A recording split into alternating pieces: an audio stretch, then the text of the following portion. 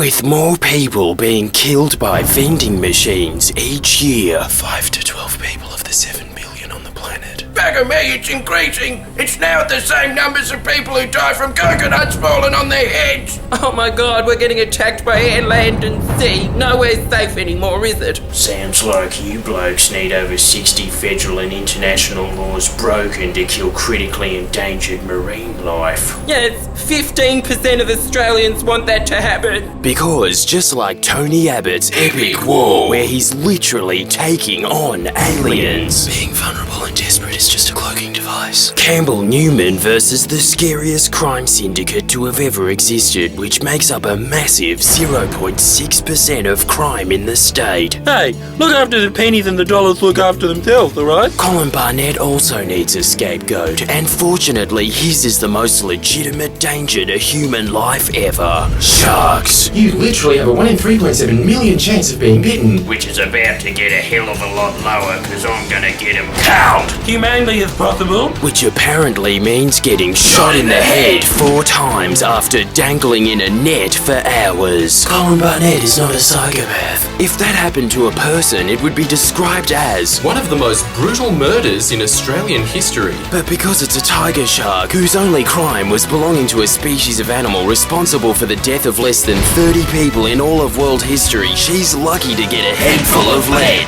Aqua Hitler. Which is why Ultimate Man Troy Buswell has been quite rightly, quote, very surprised by some of the negative reactions people have had to this highly intelligent and completely justified shark-killing bonanza, stating, Well, I think there's been some incredibly emotive commentary by a whole range of people. Some have very little knowledge of what they're talking about. Probably because those with very little knowledge have been duped by the 100+ idiot scientists that have written to the West Australian government stating that the culling won't work as there is, quote, absolutely no evidence to suggest that this would improve safety. In fact, there's been studies in the past in Hawaii where they've done this and it didn't work. No, well that's just one study. I've got nothing. Oh no, I've got gut instinct. Buswell is clearly more qualified to state who and who doesn't know what they're talking about than this marine neuroecologist and his small band of a century of scientists, seeing as he's the treasurer of Western Australia. So, gold is found at the bottom of the ocean, and I've been for a swim. I've seen Jaws. Valid expert. Especially seeing as Western Australia's AAA credit rating was downgraded under his stewardship, so not only is the state treasurer an expert on shark psychology, he's also really good at his day job. Western Australia's King Clark. Just as much of a gentleman as Superman is as well, seeing as he had an affair with one of the members of Parliament, sniffed the chair of a female colleague twice, and grabbed the genitals of a male colleague. Highly affectionate. Yeah, well thanks for giving credit where credit is due, mate. And all these scientists that are saying that drumlining isn't effective is so.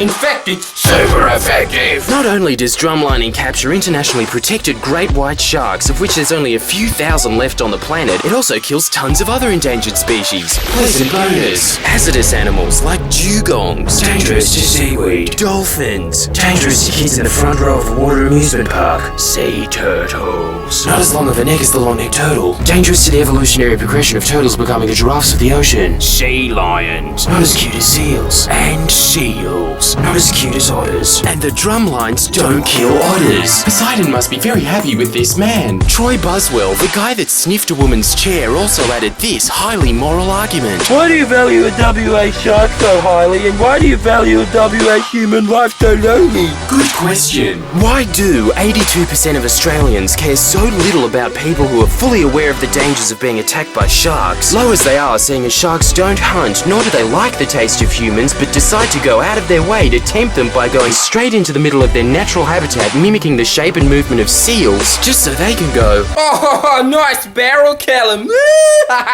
we should care about them. These people are clearly the Einsteins of Australia, and they're getting killed by the twos. Kevin Merrifield is just one of these geniuses who told ABC Radio National that, Mate, when there's been the fatalities that there's been, 7 in 3 years. the government had no alternative, you know? none. The Western Australian government had absolutely no choice but to implement a recklessly irresponsible policy of culling which actually attracts more sharks than would naturally be in the area. And kill them in a brutal KGB-like fashion which literally has zero evidence to support it as being effective at all. Just so some incredibly smart man like Kevin Merrifield can continue to have a surf. Hey, mate, it's a way of life, alright? Yeah, that's what Colin Barnett values more. A way of life over the lives of the very few animals left which are crucial to the most important ecosystem on the planet that's already under incomprehensible pressure. Nice one, Colin. And keep McDonald's open despite obesity killing over 10,000 Australians last year.